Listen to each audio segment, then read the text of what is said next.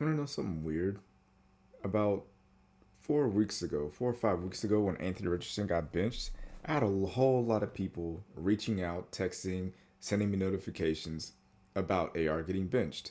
And now that he's back and we're 2-1 in his last three starts, my phone doesn't seem to be working. Let's talk about why. We some Indiana moves. We some Indiana moves. We some Indiana moves. I'm an Indiana move.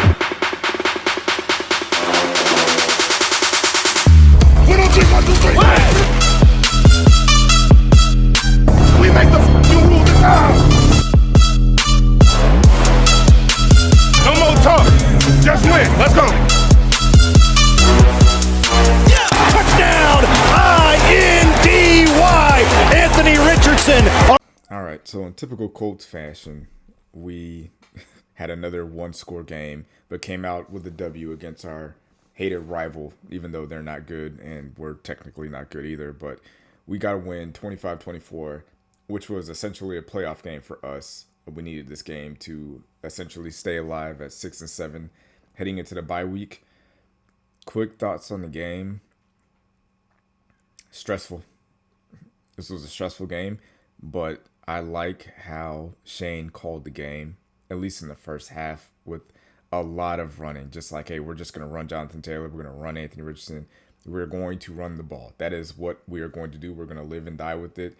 Anthony looked pretty good. Obviously, he missed some throws here and there. He had 2 interceptions, which were, I think one of them, dude just made a play, and the other one, Christian Gonzalez, just undercut it and made another play.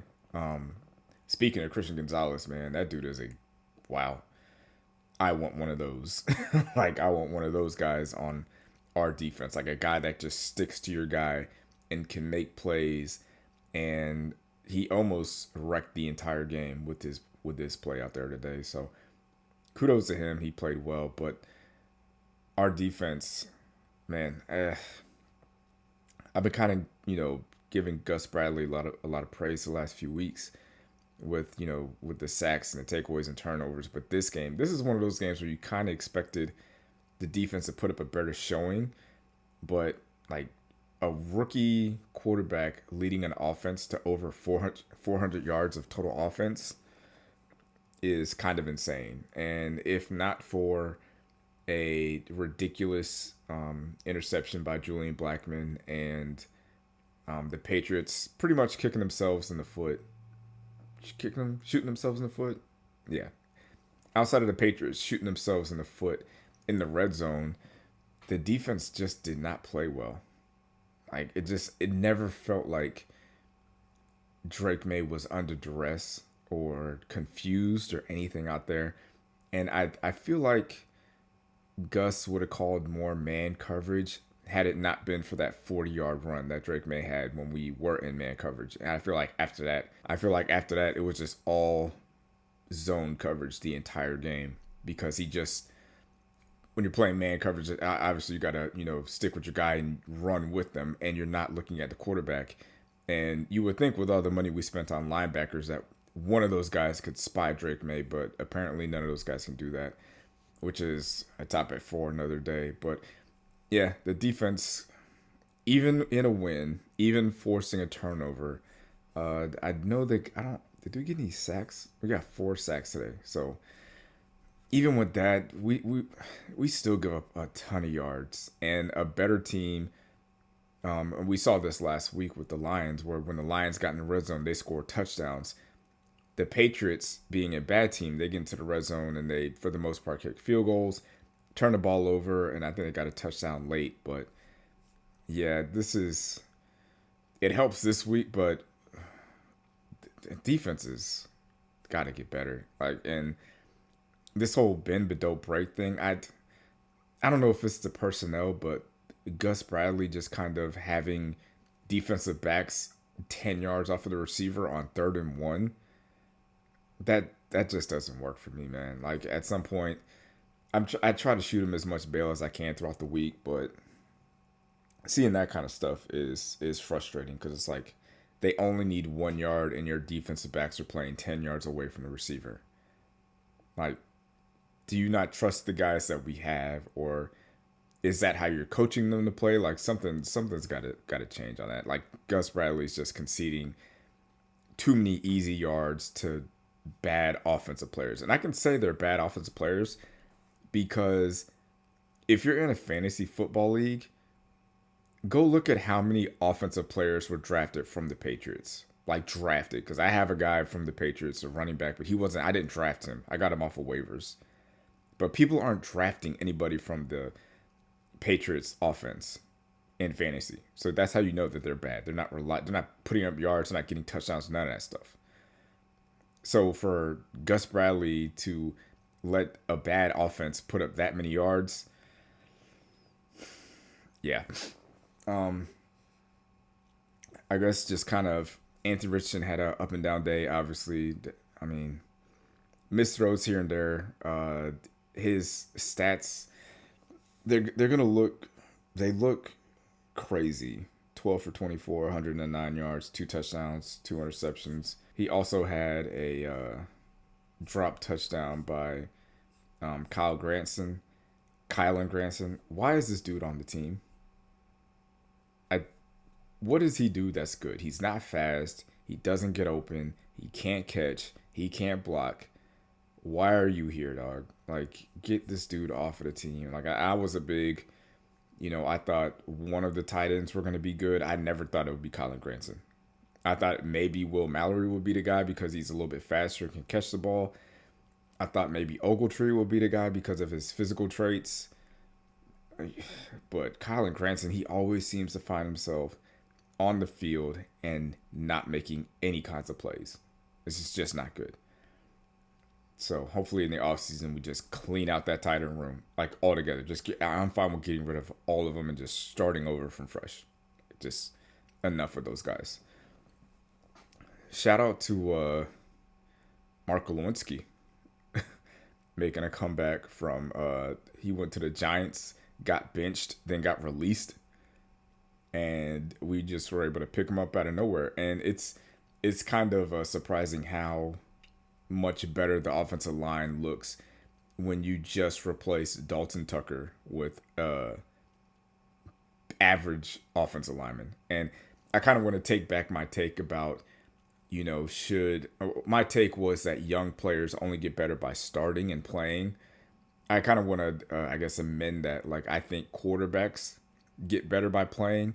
I think receivers get better by playing. Like, I wish A.D. Mitchell would get more snaps, but I get it why he's not.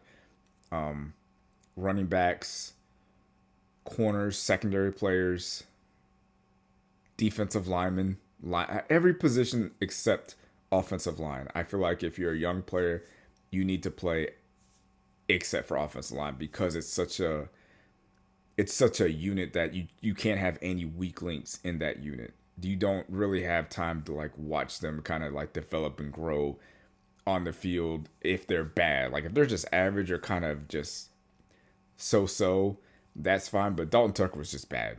And I mean he was an undrafted free agent, so you can only expect so much out of him and his talent level.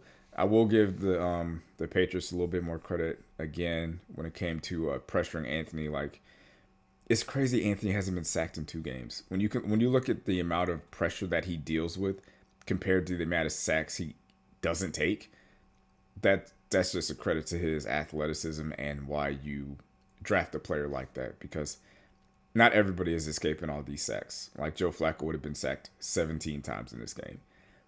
So, yeah, Anthony Richardson does need to get better at knowing where to go with the ball under pressure and what to do when he's pressured. Like, he either needs to get rid of the ball faster or just take off and run with it. But when he's pressured versus when he's not pressured, he's 2 different kinds of quarterbacks. But the other moments where Anthony tends to shine is in the fourth quarter. Him and Shane Steichen tend to lock in a little bit better, and he tends to make all the plays that he needs to make in the fourth quarter. I always go back, like everybody who is a believer in Anthony Richardson, if you ask them why, they will always point, for the most part, they're always going to point to that fourth quarter last year against the Rams. Like, granted, we lost that game, but Anthony Richardson kind of turned it up, and we came back from almost down like over 20 and, went to overtime.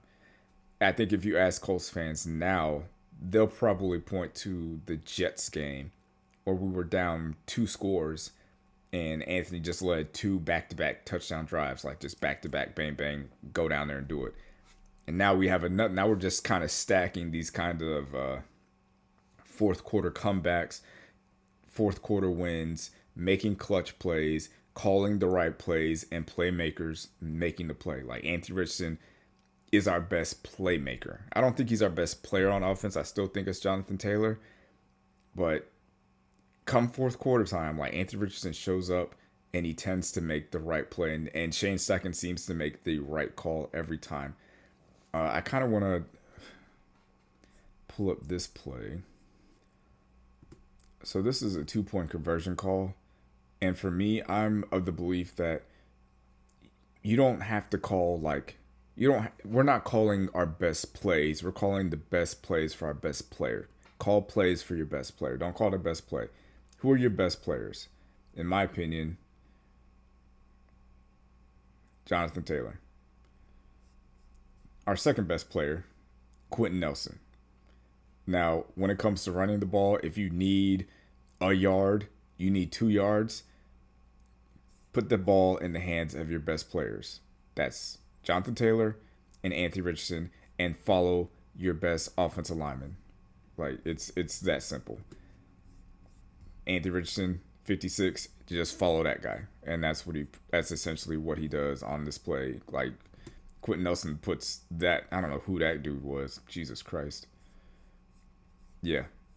That's what you do. And then Anthony Richardson, being his size, his weight, the speed, power, he's going to make that play.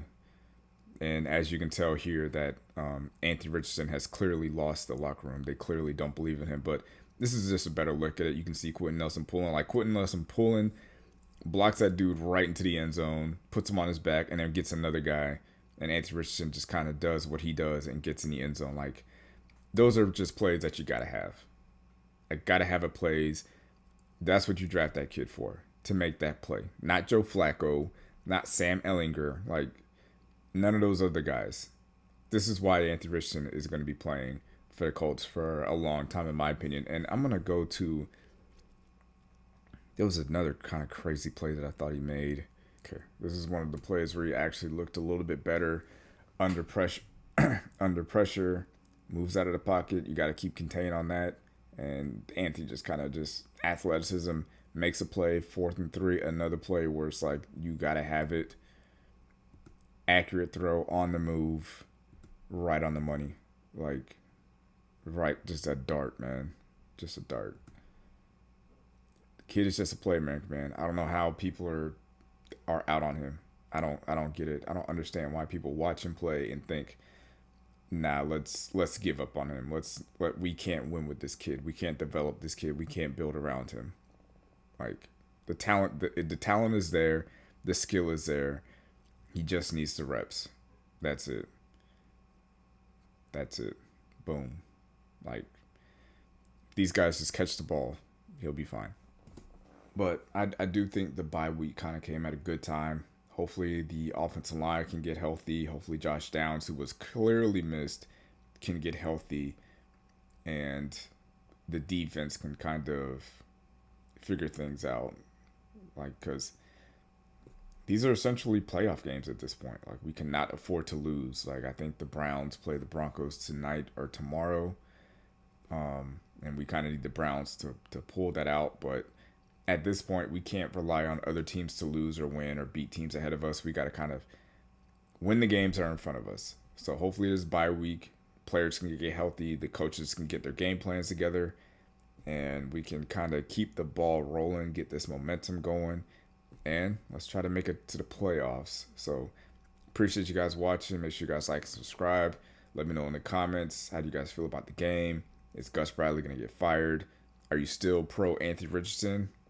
Let me know. Peace. Thanks for watching, babe. Make sure to like this video and subscribe to the channel.